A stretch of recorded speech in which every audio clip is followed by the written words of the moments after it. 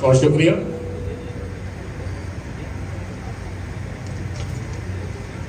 औज़ु बिल्लाहि मिनश शैतानिर रजीम, बिस्मिल्लाहिर्रहमानिर्रहीम, नहमदुहु व नसल्ली अला रसूलिल करीम, अम्मा बाद।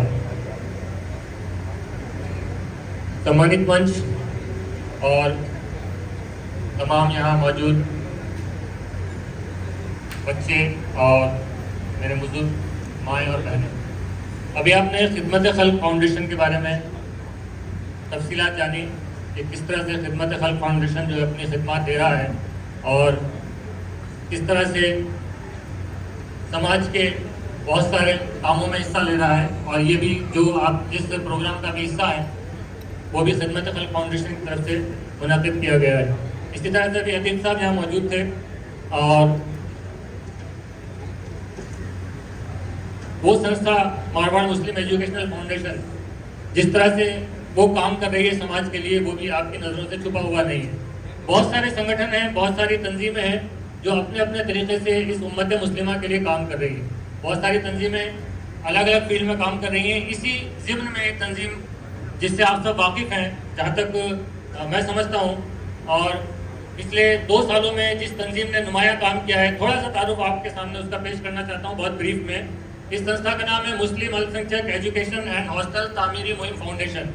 अभी अतीब साहब एक बहुत इंपॉर्टेंट बात कह के गए थे एक कम्युनिटी के बारे में कि जिनका हॉस्टल यहाँ जोधपुर में भी मौजूद है, जिन्होंने तालीम के फील्ड में बहुत ज़्यादा तरक्की की है, और उसकी एक वजह है उनका अपना हॉस्टल होना। हॉस्टल की अपनी एक अहमियत है। उसी अहमियत को जहन में रखते हुए पिछले 2-3 साल पहले एक मुहिम चलाई गई जिसका पूरा नाम, जिसका मैंने भी आपके सामने जिक्र किया, शॉर्ट नाम उसको मुहिम कहते हैं। तो इस मुहिम के ज़ेरे एहतमाम पिछले 2 सालों से आपके जोधपुर में भी RS फाउंडेशन की क्लासेस चल रही हैं।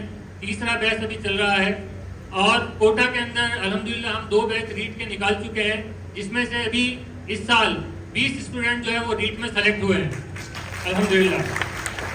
इसके अलावा RS फाउंडेशन का जो कोर्स हम कराते हैं उसमें RS फाउंडेशन लेवल का हम कोर्स कराते हैं ताकि बच्चा RS के साथ साथ निचले स्तर के जितने भी एग्जाम है उसमें कामयाबी हासिल कर सके। इसके साथ साथ टॉप में कैरियर गाइडेंस सेल हमारी कंटिन्यू चल रही है।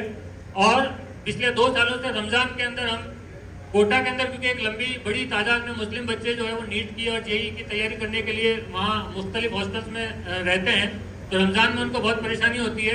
तो पिछले 2 सालों से हम उनको सहरी का पूरा इंतज़ाम मुहिम की तरफ से किया जाता है। तो जितने भी बच्चे हैं 4000-5000 उनको डेली सहरी ये भी इंतजाम अल्हम्दुलिल्लाह किया जाता है। लेकिन जो सबसे अहम काम है मुहिम का वो है हॉस्टल का। अभी यहाँ जिक्र भी किया गया था कि मुख्तलिफ शहरों के अंदर हॉस्टल के लिए जो है वो ज़मीन ली गई है। तो मुहिम ने भी जो है पिछले 2 सालों से जो है कोटा के अंदर 2 हॉस्टल चला रखे हैं। दोनों हॉस्टल हम किराए की बिल्डिंग में चला रहे हैं। एक बिल्डिंग है जिसका सालाना किराया है 10 लाख रुपए, जो हमारा हॉस्टल है बॉयज़ के लिए। दूसरा एक हमने हॉस्टल ले रखा है किराए पर जिसका सालाना किराया 5 लाख रुपए है। इन दोनों हॉस्टल्स में 50 बच्चे, मुस्लिम बच्चे जो है वो अभी रह रहे हैं। मुस्लिम बच्चों के साथ बहुत सारी परेशानी आपको मालूम आती है जो कोटा जाते हैं। कुछ भेदभाव का थोड़ा सा मसला रहता है, कुछ क्या रहता है कि नमाज रोजे की भी परेशानी रहती है। बहुत सारे मसाइल हैं वो आपकी सबकी नज़र में है। तो उनको ध्यान में रखते हुए हमने ये मुहिम ने ये सोचा कि हॉस्टल शुरू किया जाए कोटा से। इस जिम्मे में जो सबसे इम्पोर्टेंट काम अभी मुहिम ने किया है और जिसमें आप सब लोगों के सहयोग की बहुत बड़ी ज़रूरत है, वो है मुहिम का कोटा में एक हॉस्टल अभी हम लोगों ने खरीदा है 3.5 करोड़ रुपए की लागत का, कीमत का, 3.5 करोड़ रुपए की कीमत का एक हॉस्टल हमने लिया है जो 4 मंजिला हॉस्टल है। 150 बच्चे एक साथ उसके अंदर रह सकते हैं।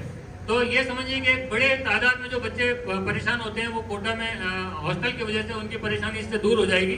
लेकिन क्योंकि अमाउंट बहुत बड़ा है, हिम्मत हम लोगों ने कर ली है मुहिम की टीम ने, राजस्थान की जो टीम है मुहिम की, 3.5 करोड़ रुपए, 1 करोड़ के आसपास हम जमा कर चुके हैं। लेकिन टारगेट बहुत बड़ा है। जिस तरह से ये संस्थाएं चल रही हैं आप लोगों के सहयोग से चल रही हैं और संस्थाएं आप लोगों के लिए चल रही हैं। इस जिम्मे में जल्दी ही, हालांकि हम पहले से आप लोगों के कांटेक्ट में हैं, जल्दी ही हम आप लोगों के पास और आने वाले हैं। और हमें उम्मीद है कि इस आप लोगों के भरोसे पर अल्लाह ताला से हमने तवक्कुल करके कि भाई हमारी जो कम्युनिटी है वो ज़रूर इसको पाया तकमील तक पहुंचाएगी। इस उम्मीद के साथ जो हमने कदम बढ़ाया है, हमें उम्मीद है कि ये कदम जो है हमारा रुकेगा नहीं और आप लोगों का पूरा ताउन हमारे साथ रहेगा। 2 मिनट के लिए मैं खिलजी साहब से भी गुजारिश करूंगा कि वो इस सिम में आपसे एक मिनट का खिताब जरूर करें। नहीं, मुकम्मल करें प्लीज। अभी जो जिक्र किया गया मुहिम फाउंडेशन की तरफ से, जनाब अकमल साहब इसके जिम्मेदार हैं, ये खाकसार अब्दुल हमीद भी इसका जिम्मेदार है। मेरे सामने बैठे हैं जेडीए में अकाउंट्स ऑफिसर इकबाल अली रंगरेज साहब और सुलेमान सर, और एक अख्तर साहब है, और एक उमर फारूक साहब जो रेलवे में अधिकारी है। ये 5 मेंबर है जो जोधपुर से हैं हम, और वैसे राजस्थान की पूरी टीम है। मैं ये कहना चाहता हूँ कि ये जो 3.5 करोड़ का बजट है, हमने अल्लाह के भरोसे पे आपकी सखावत को देख के, आपकी दरियादिली को देखते हुए ये कदम उठाया है। हम उम्मीद करते हैं इंशाल्लाह आप दिल खोल के ताउन करेंगे। इंशाल्लाह जवाब नहीं आ रहा है, इंशाल्लाह ये 3.5 करोड़ का हम आपके एक एक घर तक जाएंगे।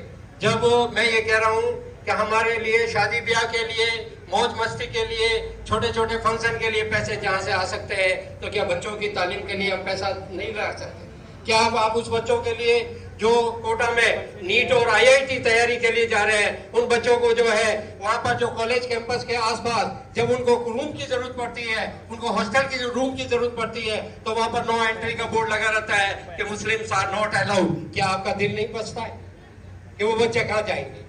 वो बच्ची है, आज का जमाना देखें, वो हमारी बच्ची है जो मुसलमान जो है माँ बाप अपनी बच्चियों को कोटा नीट और आईआईटी के लिए भेज रहे हैं। उन बच्चियों के लिए आप माहौल देख रहे हैं कि आप नहीं चाहेंगे कि सेफ और सिक्योर माहौल हो। हम इसीलिए हमने ये जो कोटा में 3.5 करोड़ का हॉस्टल लिया, उसमें सिर्फ और सिर्फ बच्चियों के लिए इंतजाम रहेगा, और इंशाल्लाह आप बच्चियां जो है सेफ और सिक्योर रहेंगी। हमने वहां पर इंशाल्लाह हमारी कोशिश ये है कि वो हॉस्टल नो मोबाइल जोन रहेगा, और आपकी बच्चे और आपके बच्चों के लिए इस्लाम की तालीम और तरबियत और 5 वक्त की नमाज का भी पूरा एहतमाम हम करते हैं, और इंशाल्लाह आगे भी करेंगे। मैं सिर्फ इतना ही आगे ये एक शेर के साथ कहना चाहूंगा कि कफस को तोड़ या जान से गुजर जा। कफस यानी पिंजरे को तोड़ या जान से गुजर जा। मजबूरियों में जीना है तो ही ने जिंदगी, मजबूरियों में जीना है तो ही ने जिंदगी। अगर कांटे बिखरे हुए राहों में तो पांव बढ़ाना ही चलो, नोक पर धार पर। एक तमाशा यूं ही सही, रश्क करते चलो तेग की धार पर। तुम में शामिल है सुर्खी जमा खून की, तुम में शामिल है सुर्खी जमा खून की। आसमान से रंगे सफक खींच लो, तुम में शामिल है सुर्खी जमा खून की। आसमान से रंगे सफक खींच लो। बैठे क्या हो दस्ते सितम की तरह, अपना हक चाहते हो तो हक छीन लो। अस्सलाम वालेकुम। बहुत शुक्रिया अब्दुल हमीद साहब और अब्दुल